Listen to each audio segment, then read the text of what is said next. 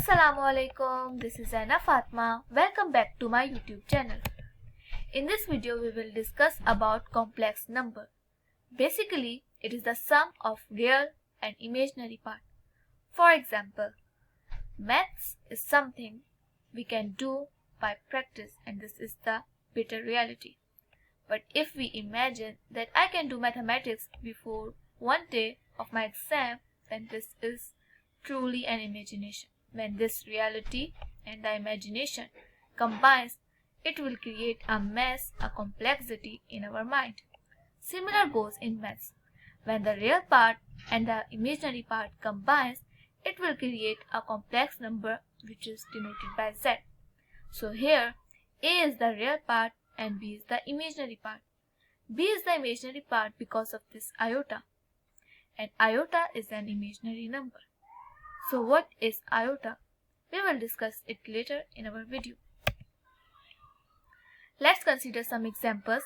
Here Z is equals to 3 plus 4 iota, where 3 is the real part and 4 iota is an imaginary part, in which 4 is an imaginary part, not iota. The iota is something that is making this part imaginary. That's why when we are asked to distinguish the real part and the imaginary part, we will never write 4 iota here. We always write 4 here because iota is making it an imaginary number. Iota is not an imaginary part of this. Similar goes in this example. Z is equals to minus 5 minus 6 iota, where minus 5 is the real part and minus 6 is an imaginary part. Point to be noted here is never forget to put the sign of your number, either it's the real part or an imaginary part. So what is iota? Iota is basically a negative number inside the square root. So when we are doing our arithmetic calculations, we can get a number inside the square root which is negative. So how do we write this number and how can we take the square root of such numbers? That's why the imaginary number iota came into being. For example, under root minus 9. We all are familiar that if the question is under root 9, then our answer will simply be 3. But due to this minus 9, our answer is 3 iota, because we take minus 1 as the coefficient for the base 9, and the minus 1 is itself equivalent to iota. That's why under root minus 9 is equivalent to 3 iota. Moving towards next slide, addition of two complex numbers. 2 plus 3 iota plus 6 plus 2 iota. We will do the simplest addition, simplest arithmetic operation here for the complex numbers, which is addition. So we will add the imaginary part into the imaginary part, and we will add the real part into the real part. So 3 plus 2 is 5 and iota is simply written here.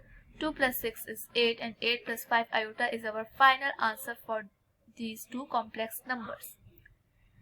When we are asked to add these two numbers, we know that plus minus sign is equivalent to plus, and we will minus the values. So 3 minus 2 will be 1, which is the coefficient of this iota, and minus 2 plus 6, then the answer will be 4, and plus sign is due to the largest number.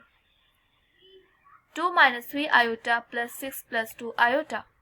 Minus 3 iota plus 2 iota is equivalent to minus iota, and 2 plus 6 is 8 minus iota.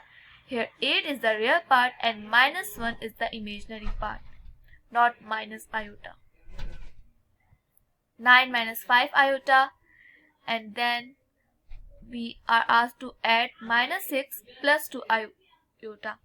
So minus plus minus, 5 minus 2 will be 3, minus 3 iota, and then 9 minus 6 will be 3. So the real part is 3 here and the imaginary part is minus 3.